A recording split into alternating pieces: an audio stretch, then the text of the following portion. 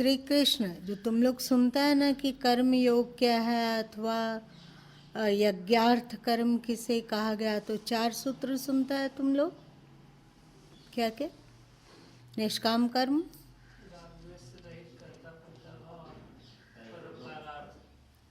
यही है। देखो यहाँ पर गीता के 18वें अध्याय के 23वें श्लोक में कहा जा रहा है, नियतम संरहितम अराग द्वेषतः कृतम अफल प्रेप्सुना कर्मा यत्तत् सात्विकम उच्यते। जो कर्म शास्त्र विधि से नियत किया हुआ हो, ऐसा नहीं कि कोई बोले कि हम तो कर्तापन के अभिमान से मुक्त होकर कर्म कर रहे हैं। हम जानते हैं कि हम नहीं किए हैं, हम आत्मा हैं और ये शरीर के द्वारा हुआ। कोई किसी को एक थप्पड़ लगा दिया, कोई किसी को धक्का देकर गिरा दिया, कोई किसी को डंडा से मारा, अथवा कोई शराब पिया, अथवा कोई पशु पक्षियों को काट डाला, हिंसा किया, और वो सोचे कि हम कर्तापन के अभिमान से मुक्त होकर कर रहे हैं। जो भी हो रहा है वो देह के द्वारा हो रहा है, इसको हम जानते हैं। और साथ साथ में राग द्वेष भी नहीं है। हम पशु को मार रहे हैं तो इसलिए नहीं मार रहे हैं कि उससे चिढ़ रहे हैं, अथवा इसलिए नहीं मार रहे हैं कि उससे हम प्रेम कर रहे हैं। उससे ऊपर हैं हम, और फल की चाह भी नहीं है कि हम इसके फलस्वरूप उसका मांस खाएं, अथवा हमें दंड मिले। ये सब कोई फल नहीं है। न सुख का इच्छा है उसे, न दुख का इच्छा है। बस मारना था, मार दिया गया। इसी तरह का मनमाना आचरण को यज्ञार्थ कर्म में न थोप दिया जाए, न आरोपित कर दिया जाए। इसलिए श्री कृष्ण गीता के 23वें श्लोक में कहते हैं, गीता के 18वें अध्याय के 23वें श्लोक में कहते हैं, नियतम मतलब शास्त्र विधि से नियत किया हुआ कर्म हो। ठीक है, इसी को कहा गया कि लोकहितार्थ। शास्त्र में जो भी वर्णन है,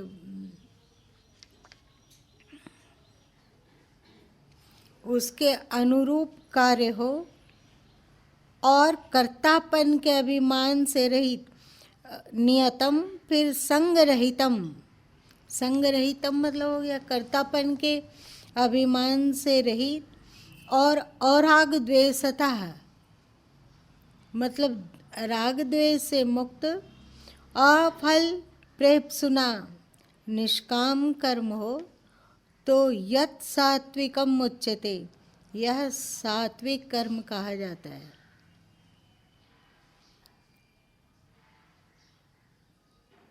तो कल क्रिया उसको कहा गया जो इन चारों कसौटियों पर खरा उतरता है।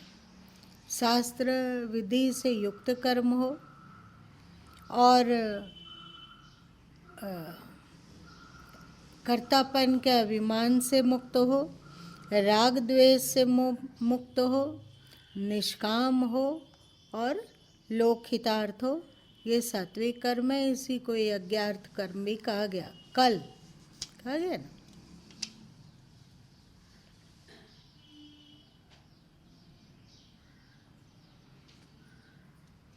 और राजसी कर्म किसे कहा गया? यत्तु कामेप्सुना कर्मा सहंकारेण वा पुनः क्रियते बहुलायासं तत् राजसम मुद्दाहम। अर्थात जो कर्म बहुत परिश्रम से युक्त हो तथा भोगों को चाहने वाले पुरुषों द्वारा, मतलब कामना की पूर्ति के लिए अथवा कामना की पूर्ति चाहने वाले लोगों द्वारा अहंकार युक्त, मतलब मैंने किया, मैं कर रहा हूँ, किया जाता है, वह कर्म राजस कर्म है। हम लोग अभी कौन सा कर्म करते हैं? और तमोगुण का भी सुन लो।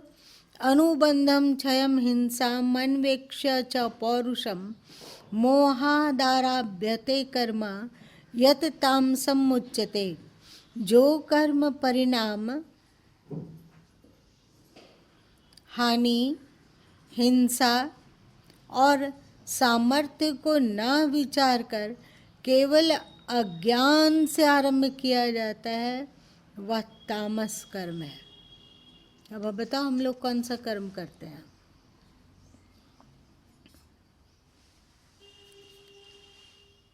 कोई कर्म करते हैं तो उसका परिणाम सोचा जाता है क्या? उसका परिणाम क्या होगा?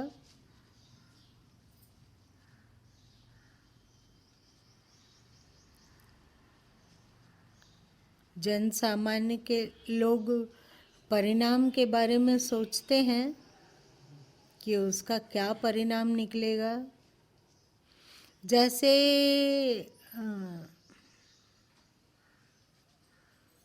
कोई विवाहित पुरुष हो अथवा स्त्री हो और वो अपने जीवन साथी को धोखा देकर किसी दूसरे के प्रति ढुलकता है, तो इसका परिणाम क्या होगा? कोई इसको सोचकर ढुलकता है कि परिणाम सोचे बिना ढुलक जाता है?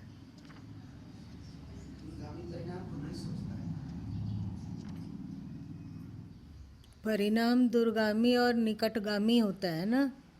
तो अभी तो अच्छा लग रहा है, अभी अच्छा लग रहा है, लेकिन इसका परिणाम क्या होगा? चाहे कलयुगी साधु लोग जो ज्ञान की ऊंची ऊंची बातें करते हैं, अध्यात्म में आकाश पाताल एक कर देते हैं, इतना अधिक उनमें वक्तृत्व शक्ति है कि लोगों को प्रभावित करते हैं, लोगों के अंतस का सम्राट बन जाते हैं। वे लोग अमर्यादित तरीके से अथवा किसी भी तरह से किसी स्त्री पर ढुलकते हैं, तो उसका परिणाम सोचते हैं कि इसका परिणाम क्या होगा? नहीं सोचते हैं, नहीं सोचते हैं। तो ये कर्म कैसा हो गया? तामस कर्म है, तामस कर्म है। उसी तरह का और ढेर सारा कार्य है जो कि तामस है, जो कि बिना परिणाम को सोचे किया जाता है। गुस्सा आ गया, किसी के प्रति गुस्सा आ गया और व्यक्ति क्रोध में पागल होकर उसका गला दबाने लगा, तो क्या वो परिणाम को सोच के गला दबा रहा है? सोच के दबा रहा है। क्रोध में इतना अधिक पागल हो गया कि उसके आँख रहते हुए भी अंधा हो गया और क्रोध में गला दबाया और जिसका गला दबाया वो मर गया। अब इसका परिणाम क्या होगा? ये तामस कर्म है।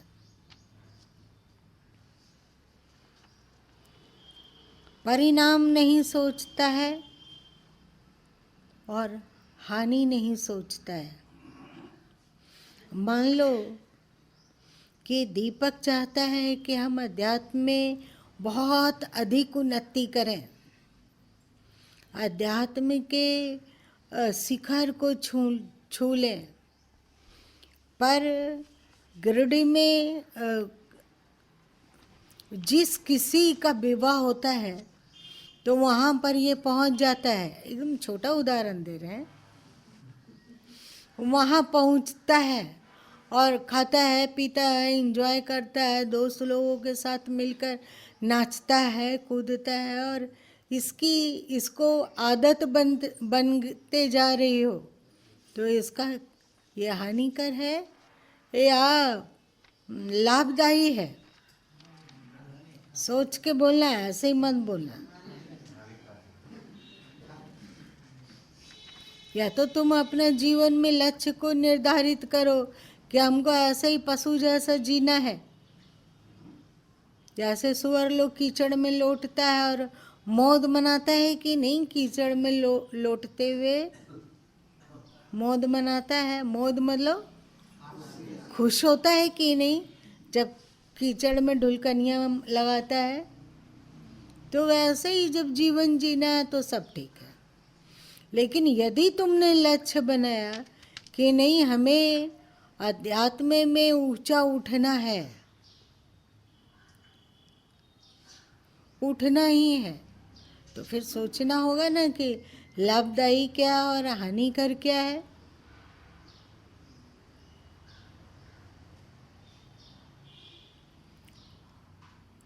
कोई व्यक्ति सोचता है कि अध्यात्म में आगे बढ़ें और जानता है कि मनुष्य जीवन का लक्ष्य एकमात्र सत्य की ओर अग्रसर होने में है। सत्य की ओर अग्रसर मतलब जो सत्य है उसकी ओर अग्रसर होने में है।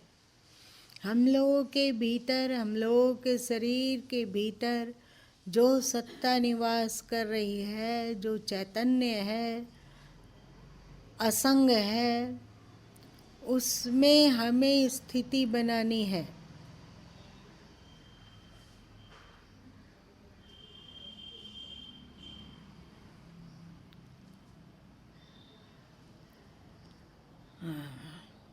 दिमाग में कोई लाइन आ जा रहा है, उसे बोल ही देते हैं, फिर आगे बढ़ते हैं।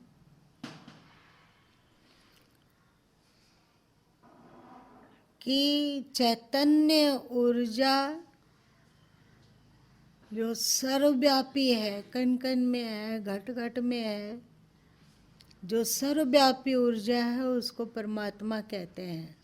और वही चैतन्य ऊर्जा जब तुम्हारे शरीर में वास करती है तो उसको आत्मा कहते हैं।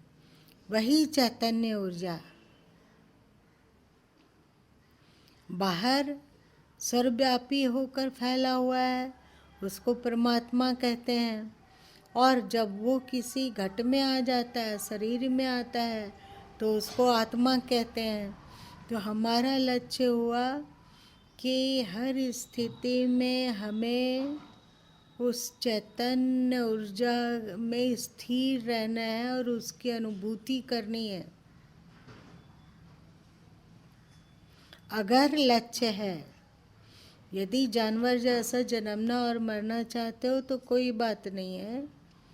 लेकिन यदि संकल्प हो कि हमें मन को शांत रखना है, इंद्रियां हमारे वश में हो, वाणी हमारे लिए सुखदायी हो, संस्कार बढ़ाने वाला हो, सात्विक हो, तो हमें तामसी भोजन से अपने को मुक्त करना होगा कि नहीं।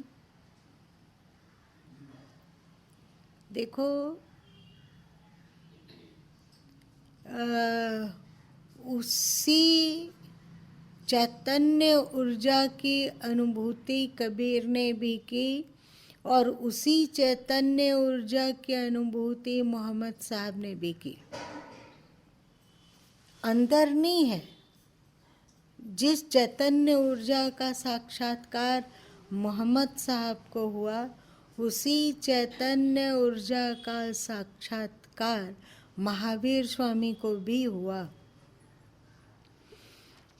पर वो अनुभूति जब उस चैतन्य ऊर्जा की अनुभूति जब हिंसा वृत्ति के साथ जुड़ी, पहले से ही वे मांसाहारी थे कि नहीं मोहम्मद साहब?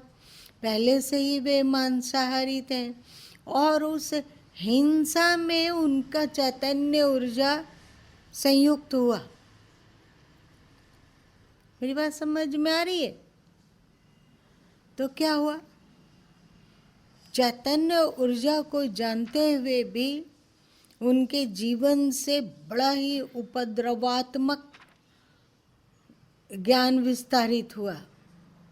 ये जिहाद, ये मार, ये काट, ये बलि, हिंसा की बात बहुत फैली कि नहीं? नफरत। और महावीर के भीतर करुणा से, महावीर स्वामी के भीतर पहले से ही करुणा थी, पहले से ही अहिंसा थी। उससे जब चैतन्य ऊर्जा संयुक्त हुआ तो वो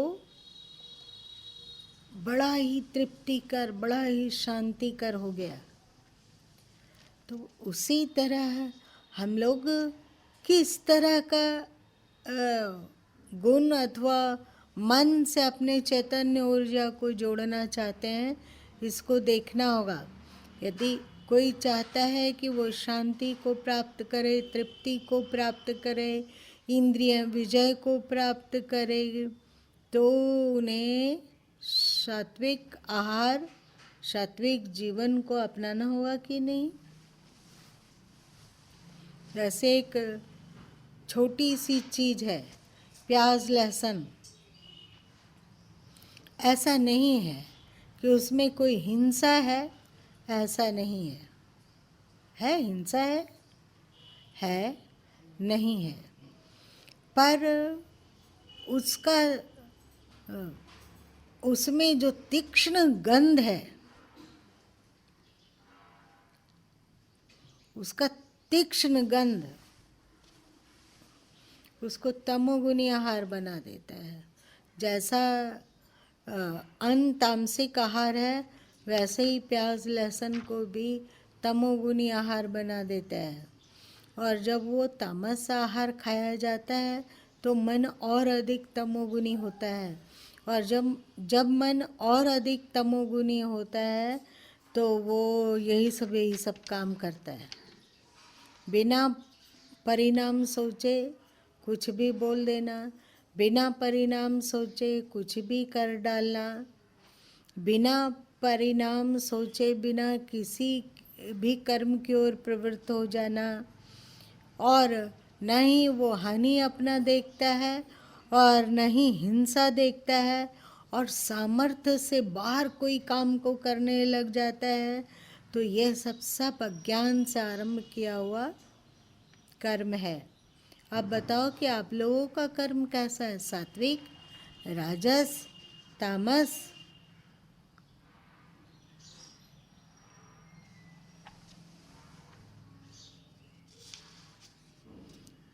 कल वाला क्रिया में हम लोग अटक रहे हैं ना, है ना? क्रिया के कारण ही ना एक कर्म की चर्चा यहाँ चली। मतलब क्रिया उसको कहेंगे 18वें अध्याय के 23वें श्लोक के अंतर्गत जो बताया गया। क्या क्या बताया गया?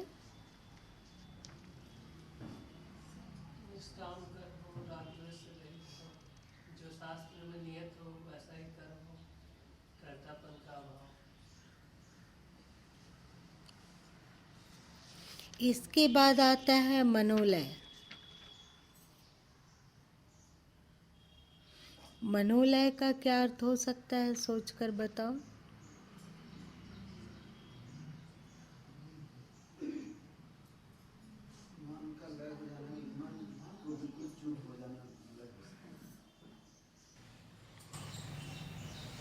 और बताओ कोई। मन मिट जाना। मन का मिट जाना। और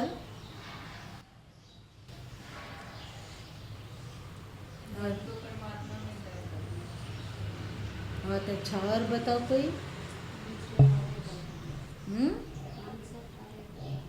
मन से परे हो जाना। मन से परे कैसे हुआ यार?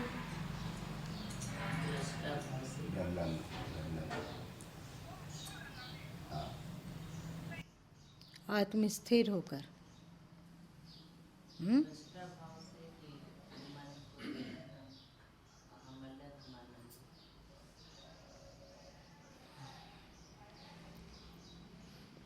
आप लोग सब सही कहे हैं। मन योगी लोगों के पास होता है या नहीं होता है, बताओ।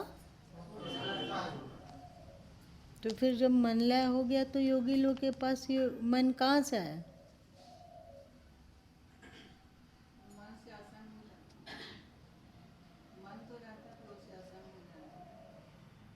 मन से काढ़ लेने के बाद फिर मन गौण मन अवस्था में मन से जब काढ़ लेना है ले लिए, बाकी फिर उनका ले लेते।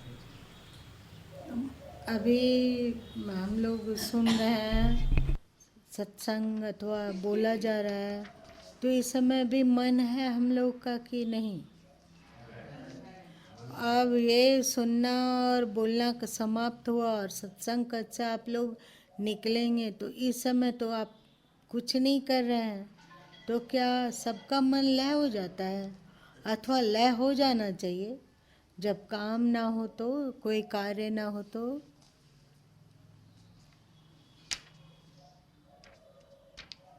जल्दी बताओ। छोड़। मन अगर लय हो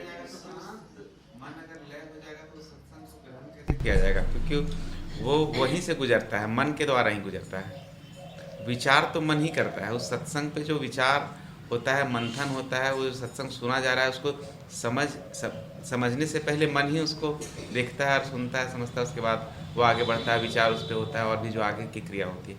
सबसे पहले तो उसको मन से ही गुजरना होता है।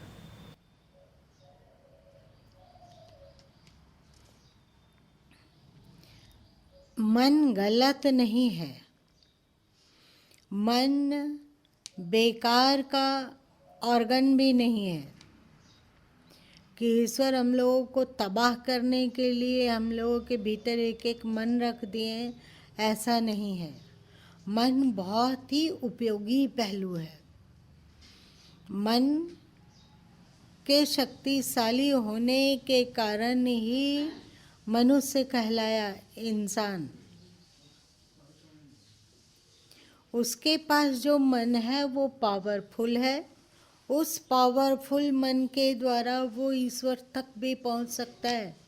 एक बात कहो, गाय लोगों के पास मन होता है कि नहीं होता है?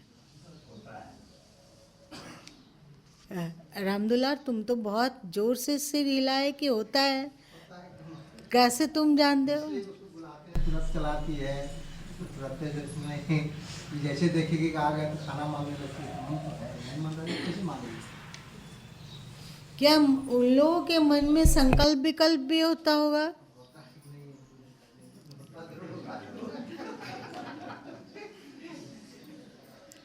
तुम लोग बताओ कैसे इसमें? बताए थे कि पीछे तरफ है और खिड़की के पास आ गए तो उसको संकल्प का मेरा मालिक देख लिया, हो सकता पकड़ा जाएगा तो भागती है, दौड़ने लगती है। लेकिन जैसे सामने आए कि दौड़ना शुरू, यानी दौड़ करके अपना जहाँ खुलता है, जहाँ बंधाती है, वहाँ के खड़ी खड़ी संकल्प विकल्प होता है। तुम लोग परीक्षण कर सकते हो।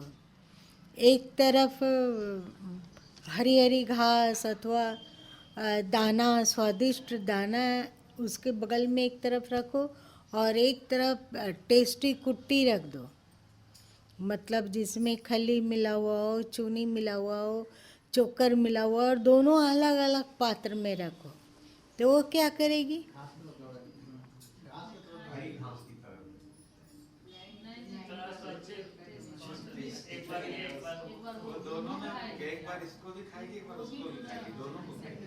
मतलब संकल्प विकल्प तो उसके अंदर होता होगा कि ये अच्छा लगा, ये स्वाद लिए।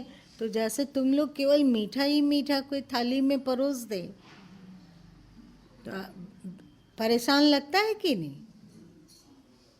क्या लगता है? परेशान लगता है। तो नमकीन हो तो एक बार आप मीठा खा लेते हैं, बीच में थोड़ा सा नमकीन कोई चीज़ खा लेते हैं, तब फिर मीठा खाते हैं, तो फिर नमकीन खाते हैं। तो अंदर में संकल्प विकल्प तो चलता होगा कि अब इतना मीठा के बाद एक बार नमकीन तो बनता है।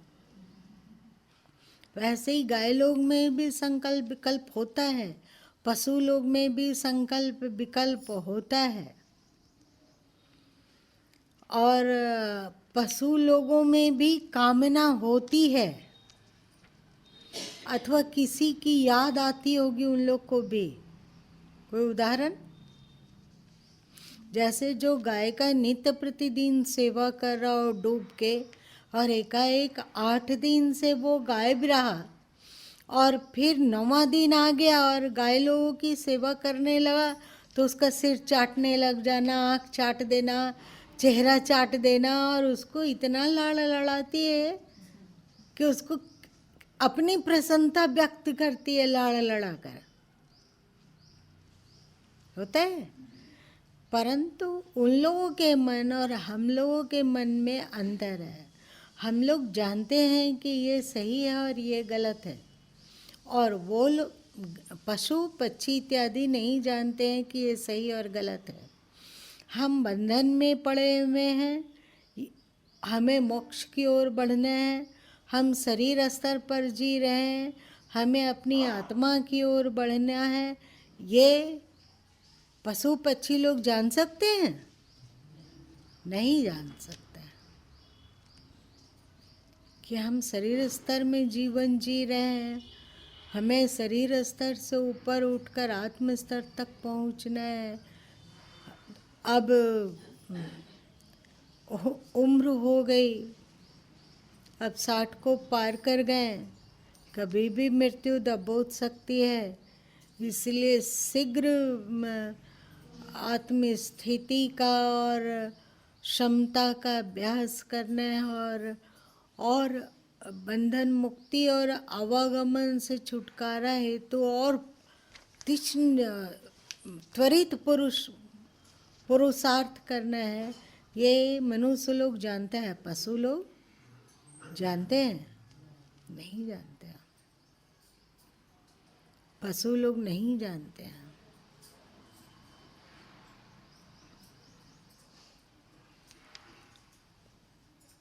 मनुष्य का मन बड़ा पावरफुल है, और उसमें वह क्षमता भी निहित है, वह क्षमता रखी गई है जिसके द्वारा व्यक्ति ईश्वर तक पहुंच जाए, ईश्वर को प्राप्त कर ले। मन दुश्मन तब बन जाता है जब हमें पतन की ओर ले चलने लगता है ना? तो कहा जाता है सबसे पहले कि आप मन को निर्मल कीजिए, मन के दुर्गुणों को दूर कीजिए और दैविक गुणों को धारण कीजिए। आपका मन दैविक गुणों से अनुप्राणित हो, इसका पुरुषार्थ कीजिए। कहा जाता है यह अध्यात्म का है। आप आश्रम प्रतिदिन आ रहे हो, आप सत्संग में नित्य प्रतिदिन बैठ रहे हो, आप आश्रम की पुस्तकों का रोज स्वाध्याय करते हो, लेकिन तदनुरूप यदि अपने मन को नहीं बनाते हो, यदि आपके मन में चिढ़ है, आपके मन में द्वेष है, आप हमेशा ऐसा सोचते हो जिसके द्वारा आपको अशांति मिले, तो ये सत्संग को आप सुनते हुए भी नहीं सुन रहे हैं। आप धर्मात्मा होते हुए भी धर्मात्मा नहीं है। आप नित्य मंदिर में आते हो, परंतु अपने स्वभाव को नहीं सुधारते हो, अपने मन को नहीं सुधारते हो। अभी भी मन में कचरा भरा हुआ है, तो एक गैर सत्संगी और सत्संगी में क्या अंतर रहा?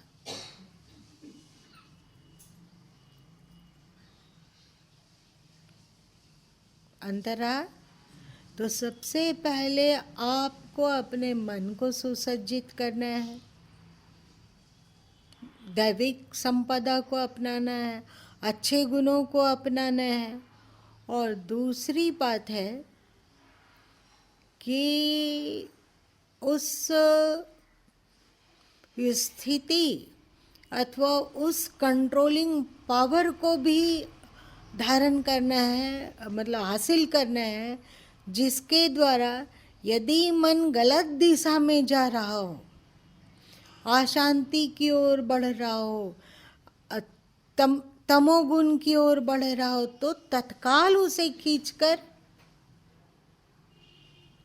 सही पॉइंट पर लाया जा सके, वो कंट्रोलिंग पावर हो आप में। तो जो योगी लोग होते हैं, जो ध्यान अभ्यास करने वाले होते हैं, वे जब ध्यान में बैठते हैं, योग में बैठते हैं, तो सने सने उनका मन संकल्प विकल्प से मुक्त होकर मौन और चुप हो जाता है।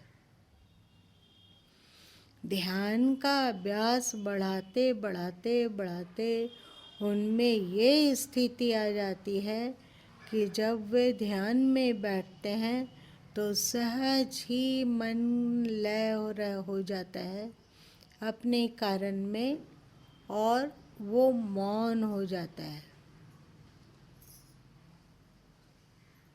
मौन हो जाता है।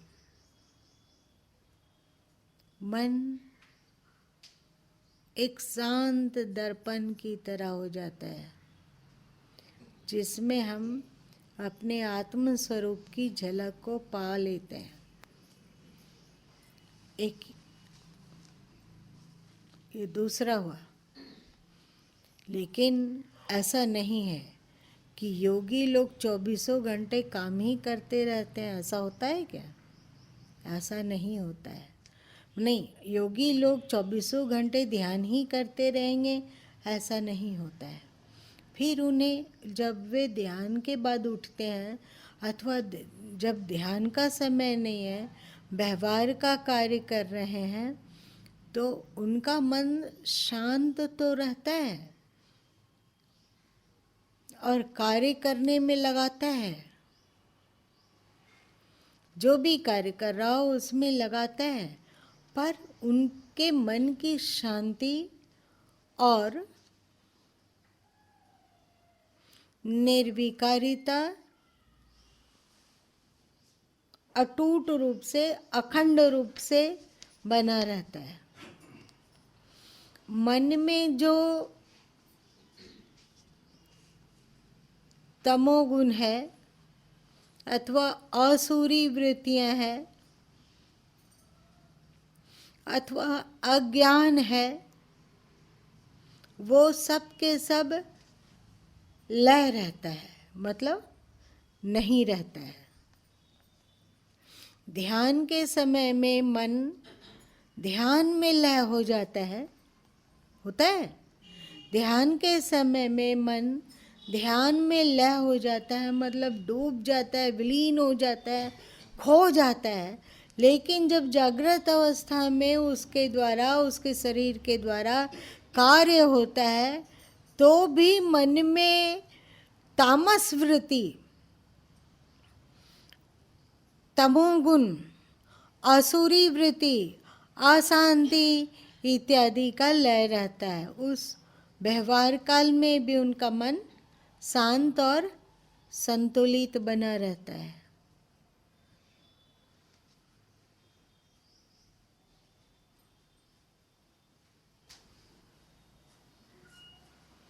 मन हम लोगों को अभी परेशान करता हुआ ऐसा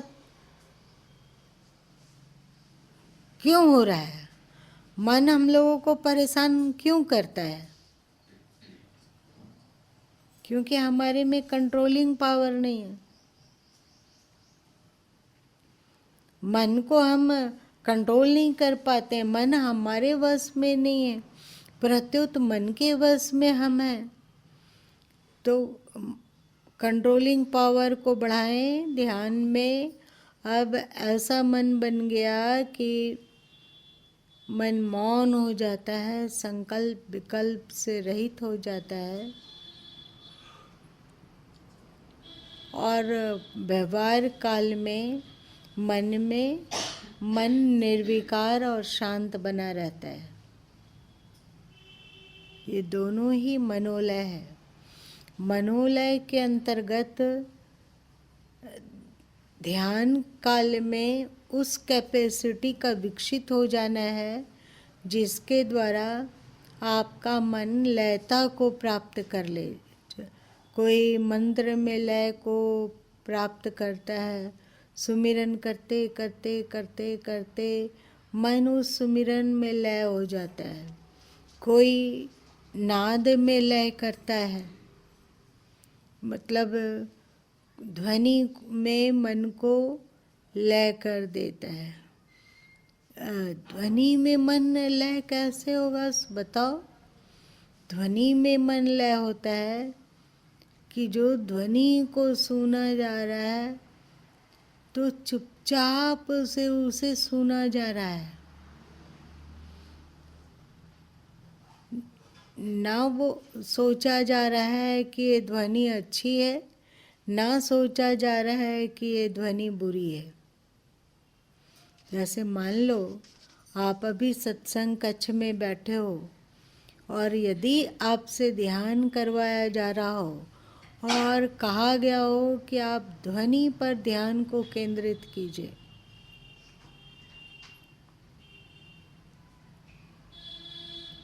बहुत ध्यान देंगे तो बहुत सारी ध्वनियाँ सुनाई पड़ेगी। तो हम लोग ये नहीं कहेंगे कि ये बाइक की ध्वनि है, ये कार की ध्वनि है, अथवा ये मोबाइल का रिंगटोन है। उसका विश्लेषण नहीं करना है, केवल सुनना है और सुनना है। तो इसमें क्या होता है? मन क्या होता है? मन चुप होता है, हाँ? तो ये लय हो गया। जो भी है केवल उसके हम साक्षी हैं।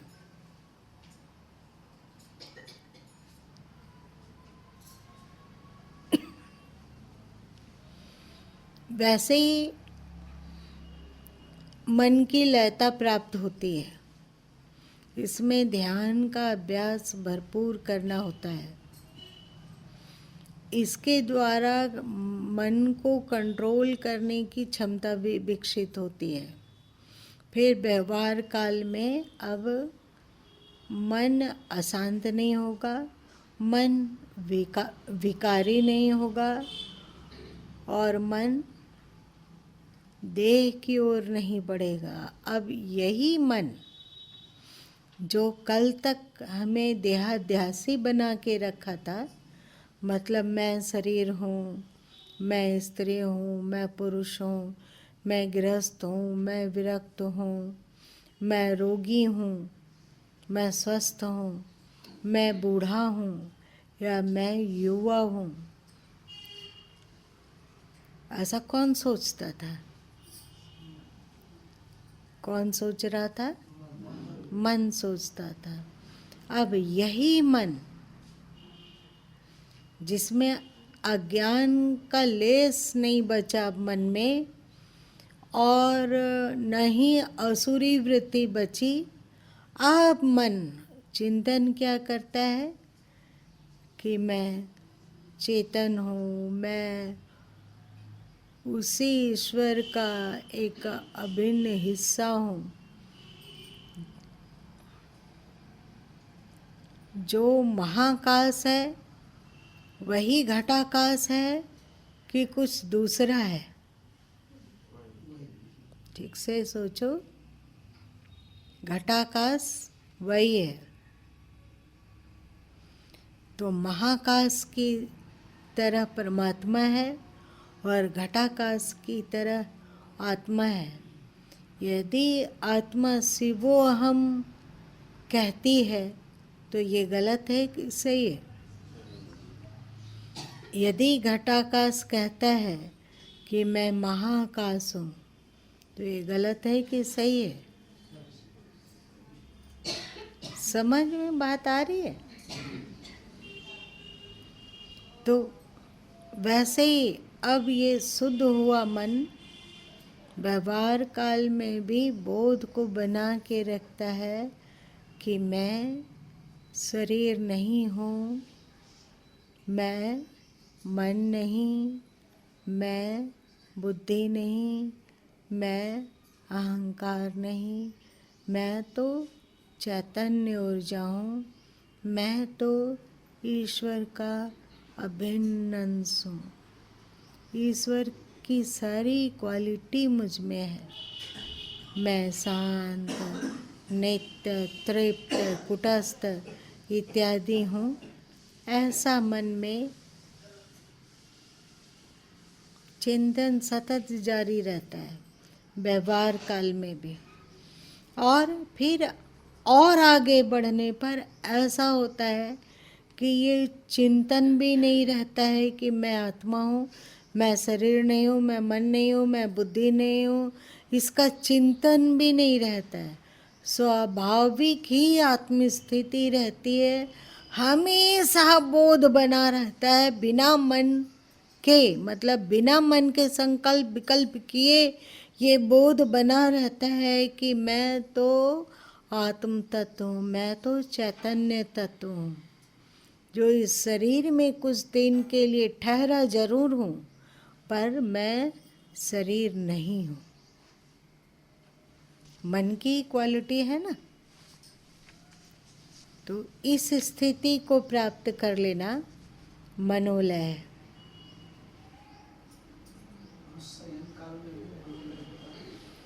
हाँ, शयन काल में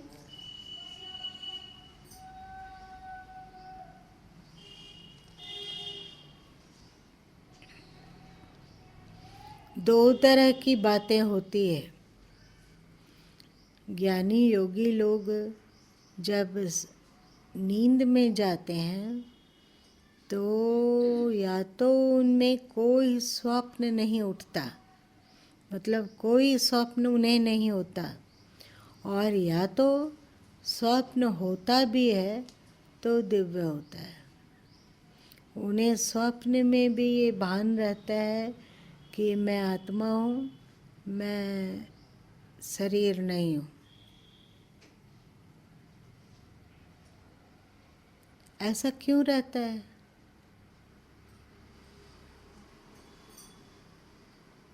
यदि आप अलार्म लगा के सोते हैं और नित्य प्रतिदिन सुबह 5 बजे का अलार्म लगाते हैं और आपने रात में 5 बजे मॉर्निंग का अलार्म लगाया और आप सो गए, तो अंदर कुछ तो होता होगा कि स्वाभाविक ही 5 बजने में 10 मिनट बाकी हो, 5 मिनट बाकी हो, 15 मिनट बाकी हो, अथवा 5:05 10 मिनट हो गया हो, आप उठ के बैठ जाते हैं बिना अलार्म बजे।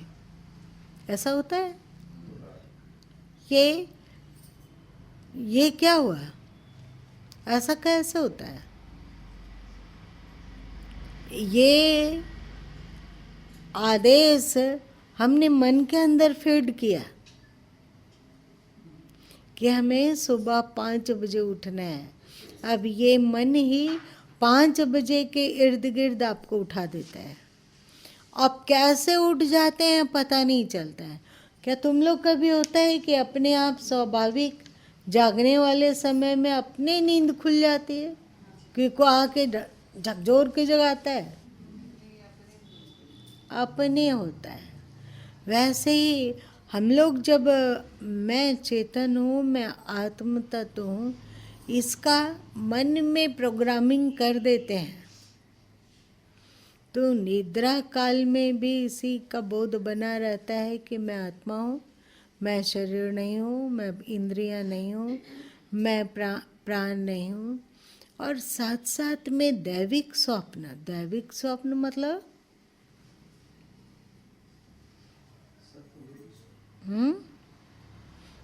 सात्विक स्वप्न, मतलब आध्यात्मिक स्वप्न आते हैं।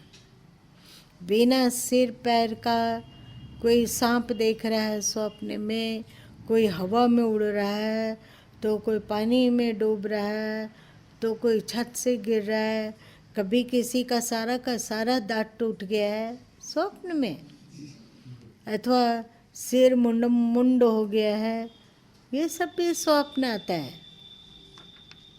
लेकिन ज्ञानी लोगों को इस तरह का स्वप्न धीरे धीरे क्षय होते होते नहीं आता है। मन उनका शांत रहता है।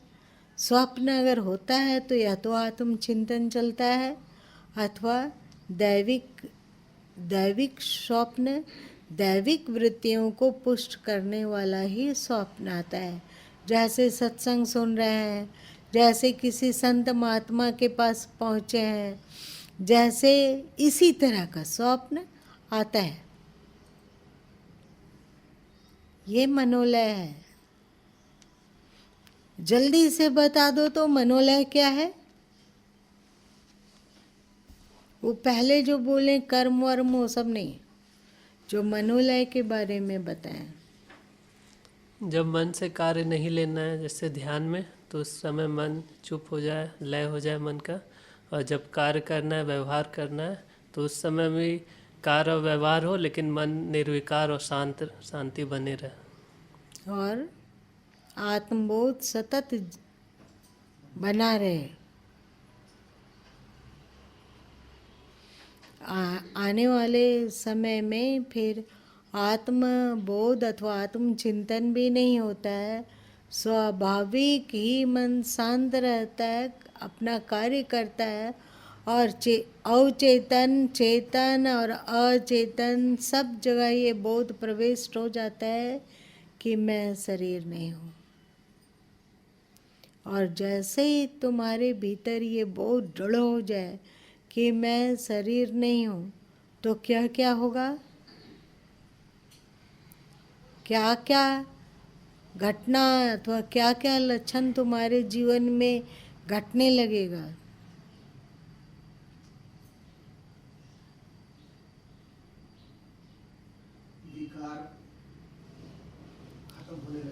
काम रहेगा, क्रोध रहेगा, लोभ रहेगा, मोह रहेगा। मोह किस पर होता है? शरीर से संबंधित व्यक्ति, वस्तु इत्यादि पर ही तो मोह होता है ना। जब हम शरीर ही नहीं है तो शरीर से संबंधित चीज हमारा, मेरा कैसे होगा? होगा? मोह नहीं होगा और अहंकार नहीं होगा। मैं गुणवान हूँ ऐसा बोल सकेगा क्या वो?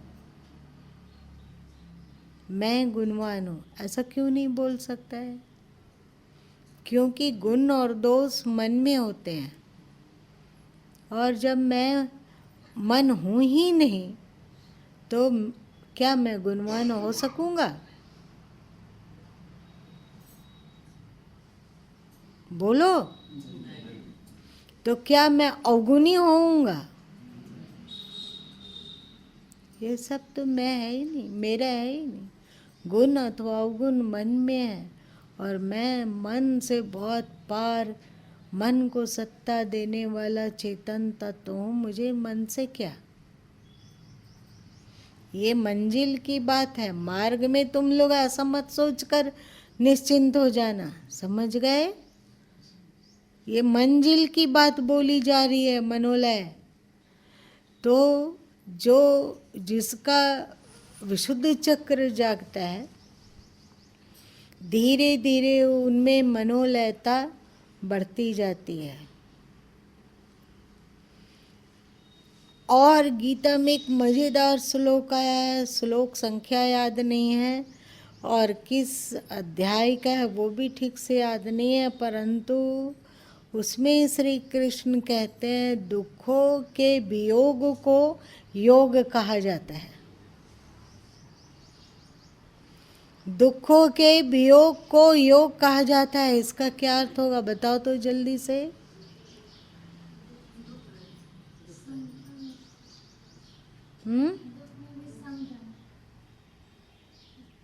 और सोचकर बताओ। दुखों को वियोग उसको योग कहा जाता है, मतलब वो आत्म स्थिति को प्राप्त कर लिया। जो भी दुख है वो शरीर से, माने कैसे, शरीर और मन शरीर से जब स्थिति के कारण माने दुखों से वियोग तब होता है जब व्यक्ति शरीर से, मन से, इंद्रियां से, इसके भोगों से, इसकी कामनाओं से ऊपर उठ जाता है ना। दुख का कारण क्या है?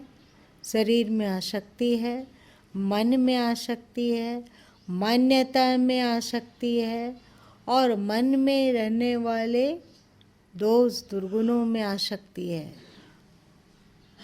मन, बुद्धि, इंद्रिय और इसके भोग दुख रूप है। संसार की आसक्ति दुख रूप है कि नहीं? इन दुखों से जब वियोग हो जाता है, मतलब इन दुखों से वियोग हो गया तब योग होता है। इन दुखों से जब हम दूर हो जाते हैं, इन दुखों से जब छूट जाते हैं, तब योग घटित होता है। कौन सा दुख? संसार का दुख क्यों है? शरीर, मन, इंद्रियों को मैं मानने के कारण है कि नहीं? कोई भी दुख शरीर, मन, इंद्रियों को मैं मानने के कारण ही है। जब इन दुखों से वियोग हो गया, मतलब शरीर, इंद्रियां, मन, प्राण इत्यादि से हम परे हो गए, शरीर में रहते हुए भी इसे छूट गए, इसे दूर हो गए, उसको योग कहते हैं। दुखों से वियोग होने का नाम योग है।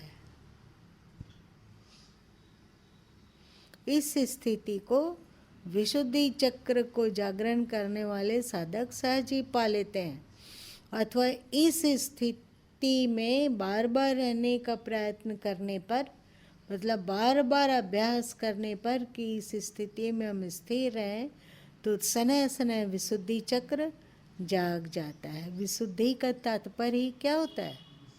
विशेष रूप से शुद्ध, विशेष रूप से यहाँ शुद्धिकरण घटता है।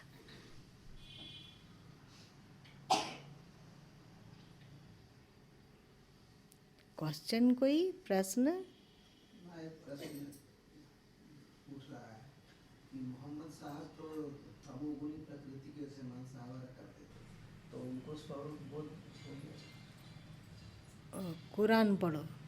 इन विवादित प्रश्नों का न उत्तर देना उचित है और नहीं।